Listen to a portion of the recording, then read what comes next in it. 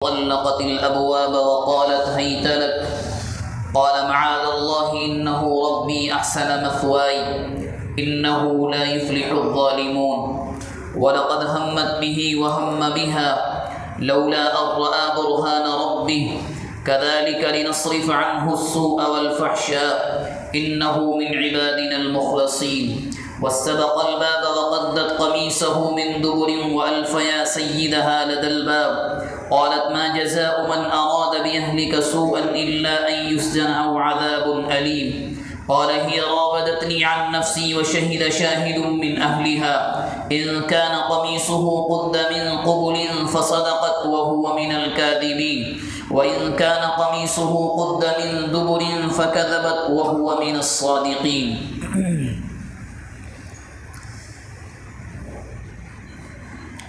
یہ سورہ یوسف کی چند آیات ہیں اور حضرت یوسف علیہ السلام کے سلسلے میں اور ہمارے اور آپ کے درمیان بات چیت اور مذاکرہ چل رہا ہے. کل بات جہاں چھوڑی تھی اور جہاں بات کل ختم ہوئی تھی اس کا آخری جز اور آخری ٹکڑا یہ تھا کہ جو آج کل کے زمانے میں ایک نعرہ دیا جاتا ہے مخلوق تعلیم کا، جو موجودہ آیات چل رہی ہیں وہ اس کے خلاف سب سے بڑی دلیل ہے. قرآن مجید کہتا ہے کہ عزیز مصر کی بیوی نے حضرت یوسف علیہ السلام سے یوں کہا کہ آؤ میں تمہارے لیے حاضر ہوں، اور دروازے بھی بند کر دیے. جب دروازے بند کر دیے اور بھاگنے کی اور بچنے کی کوئی صورت دکھائی نہیں دی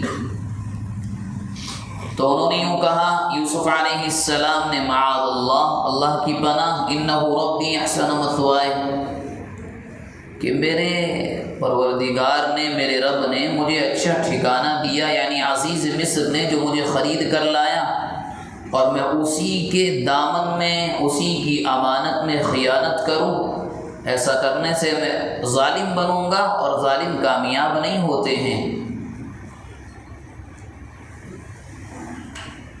جس وقت زلیخا نے دروازے بند کیے، جو عزیز مصر کی بیوی تھی اور یوسف علیہ السلام اور وہ تنہا تھے، وہاں کوئی نہیں تھا، اور وہ ان پر فدا ہو گئی تھی، مفتون تھی، اور اس نے یہ کہا کہ میں تمہارے لیے حاضر ہوں.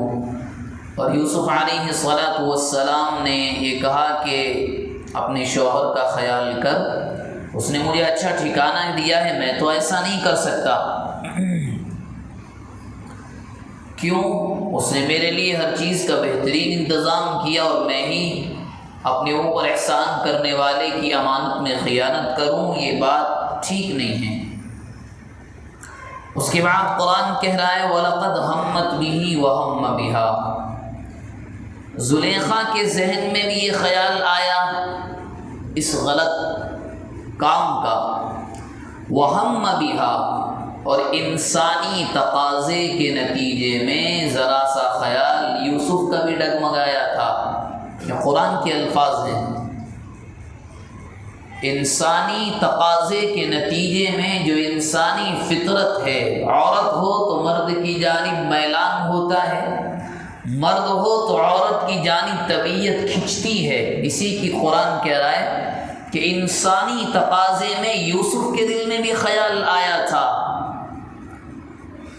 لولا ارآ برہان ربی، اگر اپنے اللہ، اپنے معبود کی وہ دلیل یوسف نے نہ دیکھی ہوتی تو معاملہ کچھ اور ہوتا.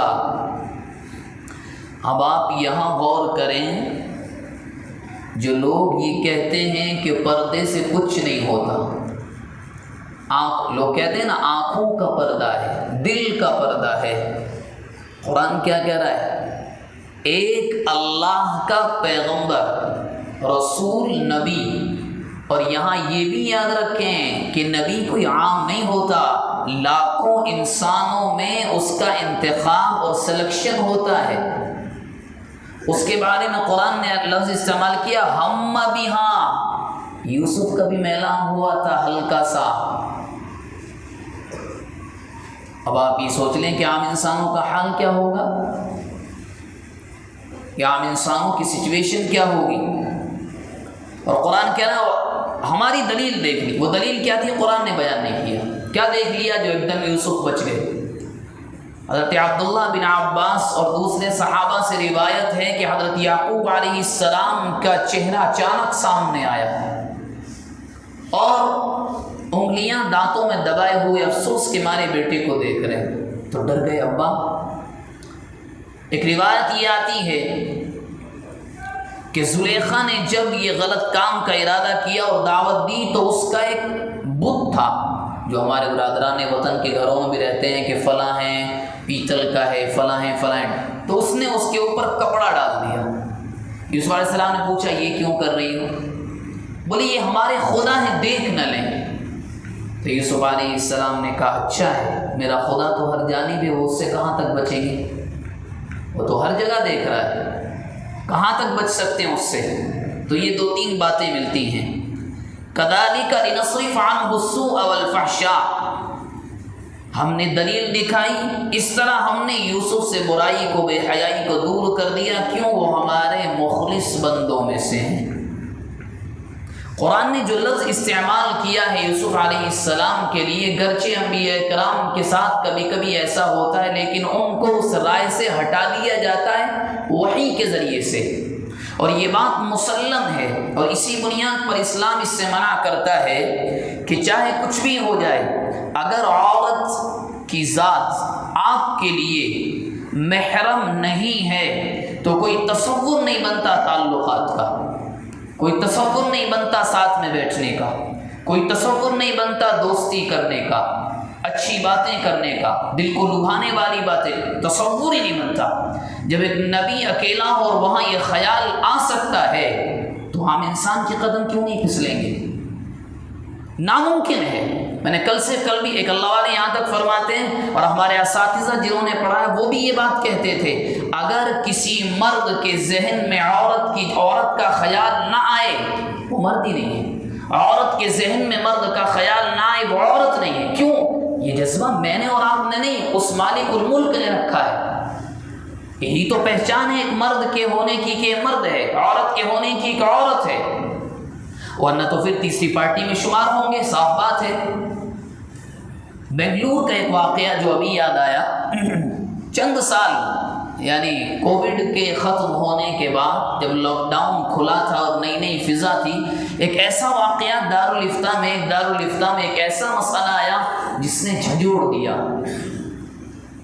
جو کالجز کا حال ہے وہ آپ کے سامنے رکھ رہا ہوں. جو یونیورسٹیز کے اندر کی تباہ کاریاں ہیں جو ناپاکیاں ہیں وہ اللہ رحم فرمائے. بیچلر پارٹی ہوتی ہے کالجز میں یونیورسٹیز میں جو بھی حیائی کا ننگے پن کا ایک دوسرا نام ہے. وہاں ایسا ہوا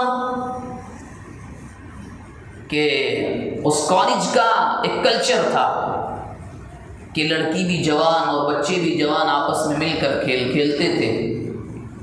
ایسے ہی تو یہاں چھوٹے بچے بھی ہیں. بعض وہ واقعہ ایسا ہے کہ روح کانپ جاتی ہے.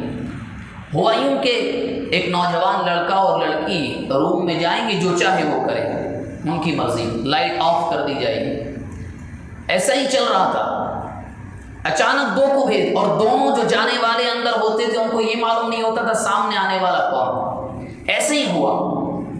2 ایک نوجوان لڑکی لڑکے کو بھیجا گیا. اندر چلے بھی گئے. سب کچھ جو کچھ کرنا تھا من کے مطابق کیا بھی گیا. جب لائٹ آن ہوئی تو وہ دونوں کون تھے؟ سگے بھائی اور بہن. یہ مسئلہ دارالفتاء میں آیا. اب کیا کیا جائے؟ کہ آیا رشتہ حرام ہوا؟ یہ تو بات کی بات ہے. میں آپ کو بتا رہا ہوں تباہ کاریاں مخلوط تعلیم کی کتنی خطرناک ہیں. اسی بنیاد پر قرآن نے کیا کہا؟ وَلَا تَقْرَبُوا الزِّنَا. یہ نہیں کہا وَلَا تَفْعَلُوا الزِّنَا زنا مت کرنا. یہ کہا قریب مت جانا. قریب کا مطلب جن چیزوں سے ہم نے روک دیا ہے اس کے قریب بھی مت جاؤ ورنہ تباہ ہو جاؤ گے. جن چیزوں سے ہم نے روک دیا ہے. حضرت عبداللہ بن مسعود اور دوسرے صحابی کے بارے میں اللہ کے نبی کے خادم تھے. عمر 10ویں سال میں لگی پابندی لگا دی گئی حرم نبی میں نہیں جاؤ گے. کتنی؟ 10 سال. اور ہمارے یہاں دکان کا کام کرنے والا دکان کے آنر کی اہلیہ سے چیزیں لے کر آتا ہے. آپ کیا سمجھ رہے ہیں؟ اسلام نے جو حدود بنائی ہیں وہ کیا ایسے ہی ہیں؟ ہم کیا کرتے ہیں دکان میں سے جاؤ تم گھر سے کچھ لے کر آ جاؤ، اور دکان آنر کے مالک کی بیوی بغیر پردے کے وہ چیزیں وہاں دیتی. یہ کیا ہے؟ یہ دعوت زنا ہے. اور کیا ہے اس کے علاوہ؟ کیا کہیں گے آپ اسے؟ فنکشنز کے اندر بغیر پردے کے خاندان کے نوجوان لڑکیوں کا جمع ہونا، یہ کیا ہے؟ یہ دعوت زنا ہے. قرآن مجید بار بار کیوں کہتا ہے جو رشتے ہم نے آپ پر حرام کر دیے مت دیکھو مت دیکھو؟ ایک صحابی ہے، اللہ کے نبی سے کہا اللہ کے نبی کسی کو میں نے ایک عورت کو دیکھ لیا، دوبارہ پھر دیکھی. اللہ کے نبی نے فرمایا محتاط رہو، پہلی نگاہ تو معاف ہے، دوسری بار دیکھو گے پکڑے جاؤ گے. مشکات شریف کی مشکات ثانی کی روایت ہے. اور ہمارے ہاں اس جانب توجہ ہی نہیں ہوتی. پردے کو جو اسلام کیوں لے کر آیا ہے کہ قدم بھی نہ پڑیں، وہاں اس جانب خیال بھی نہ آئے، سوچ بھی نہ جائے. کیسے یہ ہو رہا ہے؟ اور آپ کو ایک بات اور بتاؤں، جتنے غلط کام، جتنی تباہ کاریاں ہوتی ہیں آج کے زمانے میں خاندان سے باہر ہو نہیں سکتی. لکھ لیں آپ اس بات کو. کیوں؟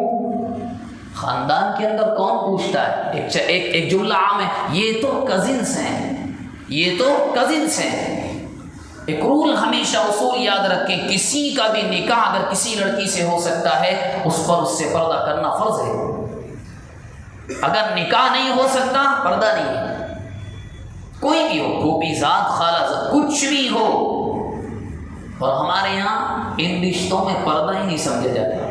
چلو چھوٹے بچے ہیں 10-12 سال تک چلتا ہے، مگر نوجوانوں، لڑکیوں لڑکوں کو ایک ساتھ ملا کر برتھ ڈے کرنا، فلاں کرنا، اس پارٹی کے لیے جمع ہونا، کسی پارٹی کے نام پر ہوٹل میں لے کر جانا، اور ڈریس اور کپڑوں کے نام پہ ان کپڑوں کا سلیکشن ہونا کہ اللہ معاف فرمائے. آپ کیا سمجھ رہے ہیں کہ آگ میں آپ پیٹرول ڈالیں گے آگ نہیں لگے گی؟ گھی ڈالیں گے آگ نہیں لگے گی؟ گھر تو چلے گا. چھپر پھوس کا ہو اور آپ اس میں ماچس کی تلی وہاں ڈالیں، ناممکن ہے آگ نہ لگے. کیسے نہیں ہوگا؟ اللہ نے جذبہ رکھا ہے، وہ تو کھنچے گا اس کی جانب. قرآن نے اسی کو کہا آپ اور میں کیا ہیں. ایک نبی کے ذہن میں بھی خیال بھی نہیں، ہلکا سا تصور آیا تھا، مگر قرآن کہہ رہا ہے لولا رأى برہان ربی. ہم نے کہا یوسف نہیں. قرآن نے سمجھانے کی کوشش کی میں اور آپ تو کچھ بھی نہیں ہیں. خیر وہ ہو گیا. یوسف جب وہ نہیں مانی زلیخا، واستبق الباب، یوسف علیہ السلام آگے بھاگے، پیچھے وہ عورت بھاگ رہی، دونوں بھاگے جا رہے ہیں.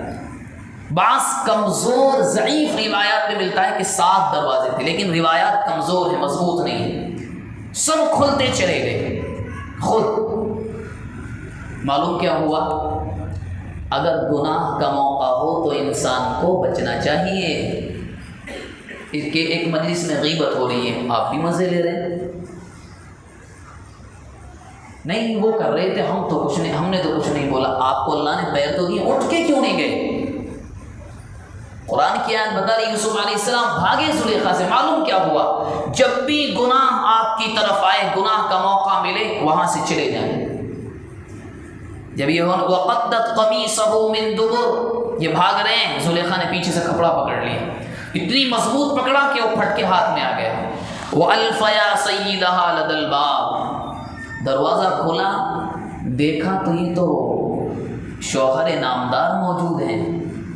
یوسف سامنے، زلیخا پیچھے، عزیز مصر جس کی وہ بیوی وہ سامنے کھڑا ہے. اب آپ سوچیں رنگے ہاتھوں پر پکڑے جائیں تو کیا ہوتا ہے؟ عورت کی فطرت میں اللہ نے ایک چیز رکھی ہے، باتوں کا بنانا. اس نے وہی کام وہاں کر دیا فوراً آن دا اسپاٹ.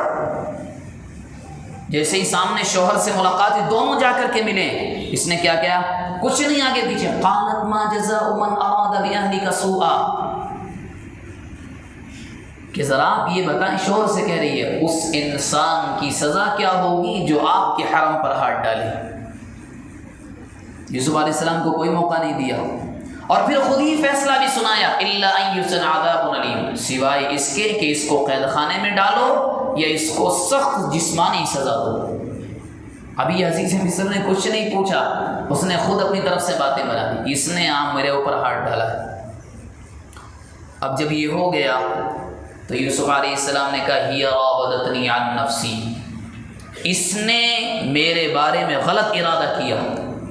اس سے کیا معلوم ہوا؟ جب آپ پر الزام لگ جائے تو صوفی بن کر نہیں بیٹھا جاتا، اپنے دفاع میں بولا جاتا ہے، ورنہ دنیا اتنی شریف نہیں ہے، ایک لگا ہے دوسرا بھی لگے گا۔ جب آپ پر الزام لگے تو اپنی صفائی میں صفائی پیش کریں۔ یوسف علیہ السلام نے بھی کہا اس نے کیا ہے، اور اللہ نے ایسا انتظام کیا اپنے نبی کو بچانے کا کہ تاریخ میں جب سے دنیا بنی ہے 3 یا 4 مرتبہ ایسا ہوا۔ وَشَهِدَ شَاهِدٌ مِّنْ أَهْلِهَا، عورت کے خاندان میں سے سامنے پارک تھا کر کے، وہاں ایک بچہ چھوٹا سا معصوم نوزائیدہ بچہ کھیل رہا تھا، وہ بول اٹھا، اور یہ بچے کم موقعوں پر بولے ہیں۔ عیسیٰ علیہ السلام کی گواہی میں خود عیسیٰ علیہ السلام بولے، اپنی والدہ کی گواہی میں بنی اسرائیل کے ایک بزرگ جریج گزرے ہیں، ان پر زنا کی تہمت لگی، وہاں بولے۔ فرعون کے محل میں فرعون کو اپنی بیوی آسیہ پر شک ہوا تو اس کی خادمہ کی نوکرانی کا بچہ بول اٹھا کہ نہیں، آسیہ کی غلطی نہیں ہے۔ بہت کم تاریخ میں ایسا ہوا ہے کہ بچوں نے گواہی دی ہو گود میں۔ یہ بچہ بھی بول اٹھا، کیا کہا اس نے؟ ان کان قمیصہ قد من، اور صرف اگر یہ بچہ بول کر یہ کہہ دیتا کہ یوسف پاک ہیں، بات ختم ہو گئی تھی۔ کیوں؟ بچہ بولا ہے تو معجزہ ہوا ہے۔ گواہی بھی ایسی دی کہ پانی کا پانی، دودھ کا دودھ الگ۔ کیا کہا؟ ان کان قمیصہ قد من دبر۔